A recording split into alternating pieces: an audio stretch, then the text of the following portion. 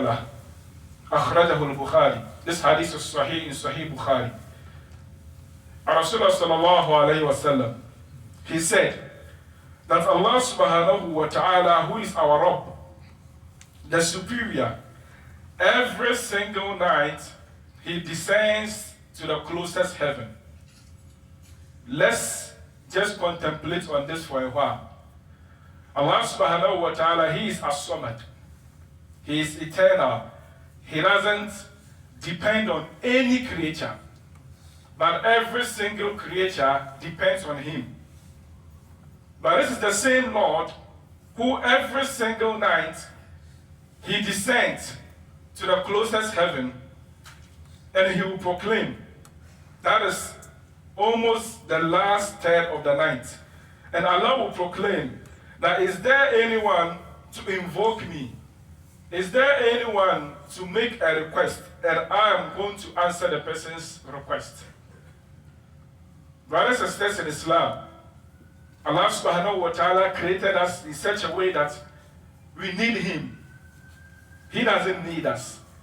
Let's understand something. If we decide, your prayers, your salah, your zakah, your hajj, your everything, it doesn't reduce Allah in any way. You should understand that. It doesn't increase Allah, nor does it decrease him in any way. Allah was Allah before you came into existence. We have a lot of different creatures who worship Allah subhanahu wa ta'ala day in, day night, every single moment. Allah subhanahu wa ta'ala, he created angels, he created animals, he created the trees. Every single thing you say, Al-Khaliqu kulli shay. Everything that you see, Allah created it, he brought it into existence. And all these creatures, they worship Allah one way or the other. They praise Allah every single moment. It's been reported in the Sahih Hadith that when you go into the heavens, when it comes to the adad, or the number, the exact number of the angels, it's only Allah who knows. وَمَا يَعْلَمُ جُنُودَ رَبِّكَ إِلَّا هُ. It's only Allah subhanahu wa ta'ala who knows the exact number of the angels. And these angels, we have those who were created when Allah subhanahu wa ta'ala, or when this dunya came into existence, or when the creation of Allah came into existence, these angels, they've been created. Some of them are in prostration. Some of them are worshiping Allah. Some of them are praising Allah. Every single moment. Look at the number of the angels Allah subhanahu wa ta'ala created. And they worship, they praise Allah every single time. The animals are doing same. Even the trees are doing same. The plants are all doing same. Do you think that human beings, if you decide not to worship Allah, Allah is going to reduce? No. So Allah subhanahu wa ta'ala, he made asking him for assistance something important in our lives as believers. For us to understand that it is very important to be humble, to exhibit humility. So Allah will descend every single night and he will ask and he will proclaim that who needs anything from me, who wants me to forgive him, and I will forgive the person. Who wants my assistance, and I will render help to the person. But unfortunately, during that time, during that particular period at night, most of us will be sleeping. That is a sad aspect. Brothers and sisters in Islam, even if you are able to wake up 5 minutes before Fajr, perform 2 rak'ats, raise up your hand and pray, it is enough. It is not befitting for a Muslim or a believer to sleep the whole night. Brothers in Islam, let's try as much as we can to wake up. Even if you can't wake up at the 3rd part of the night, Allah knows that you are putting in effort. Even if it's a 5 minutes, 10 minutes before Fajr, do so. And Allah subhanahu wa ta'ala isn't interested in the amount of the actions that you do, but the consistency and the ikhlas. Even if you're able to pray just 2 rak'ats every 5 minutes, every single night, and you are consistent, Allah subhanahu wa ta'ala loves you. That is the action of consistency. May Allah subhanahu wa ta'ala grant us understanding. Brothers in Islam, sisters in Iman, it is also recommended that we make dua bayn al-adhan wal-iqama, between adhan and iqama. It is very recommended you make dua in between this period. The question is that how many of us comes to the masjid before salah will start? How many of us have the habit of coming to the masjid early, even before adhan? How many of us are able to sit down for some minutes, raise up their hand and pray before the iqama will kickstart? So within this period, adhan and iqama, before the salah will start, you have the liberty of asking Allah anything that you want. Rasulullah sallallahu alayhi wa sallam, as-sadiq al-masduq, anything that he says is true. There is no iota of doubt, or there's no iota of what? A lie regarding whatever he says. This short period, any kind of dua you raise up your hand to pray, Allah subhanahu wa ta'ala will accept it. May Allah grant us understanding. Brothers in Islam, it is also recommended that on a Friday like today, there is a particular hour which is also very important for you to make your dua.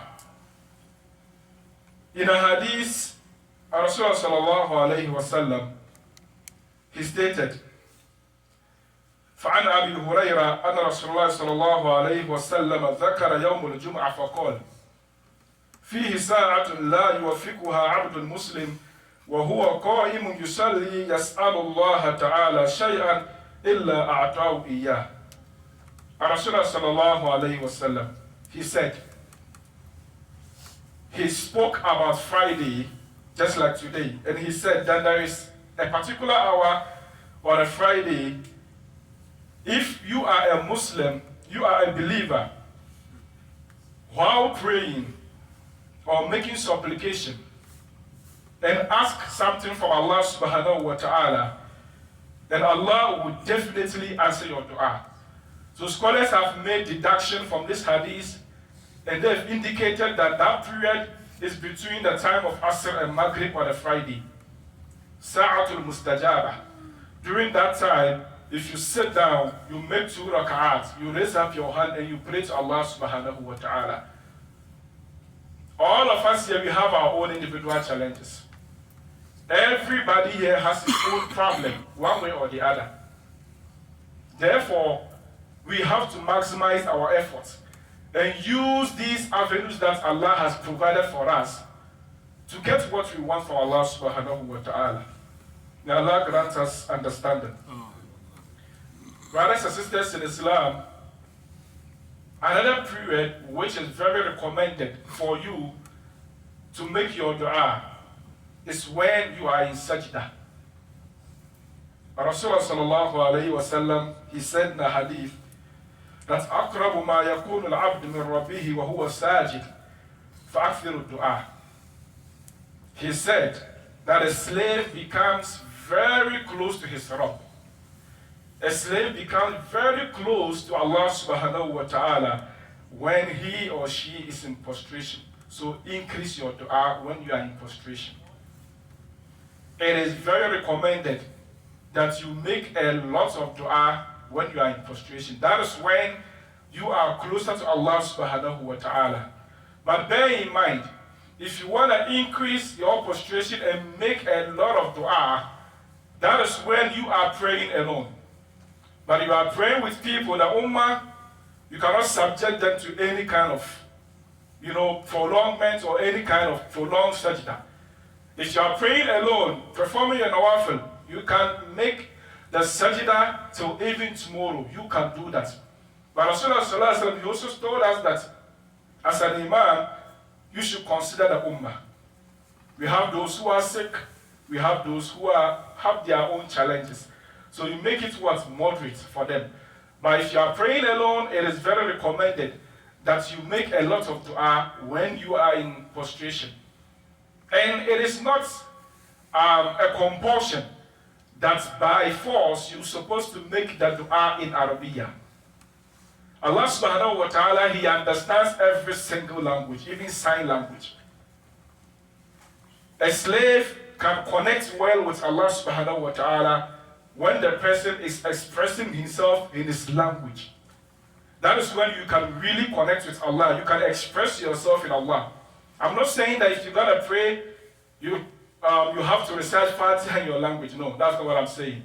I'm saying that you making your supplication, your personal supplication to Allah, you can make it in your own language. Allah understands it.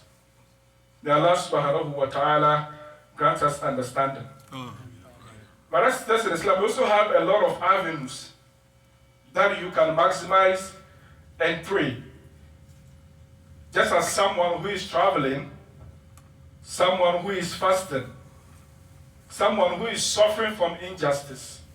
Anything the person says, Allah will listen to the person. Da'watul mazlum. If you cheat someone, don't think that if the person is a non-Muslim, you can still go ahead and cheat the person. No. Even if the person doesn't, or the person is an atheist, he doesn't believe there's Allah, and you cheat him as a Muslim, any kind of prayer that he says, Allah will answer the dua. So let's take note, brothers and sisters in Islam. May Allah grant us understanding.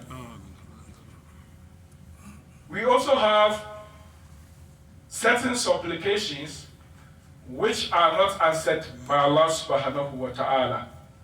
And this is very important. In the hadith, Rasulullah sallallahu alayhi wa sallam, this hadith can also be found in the 40 hadith of Imam an-Nawawi rahimahullah.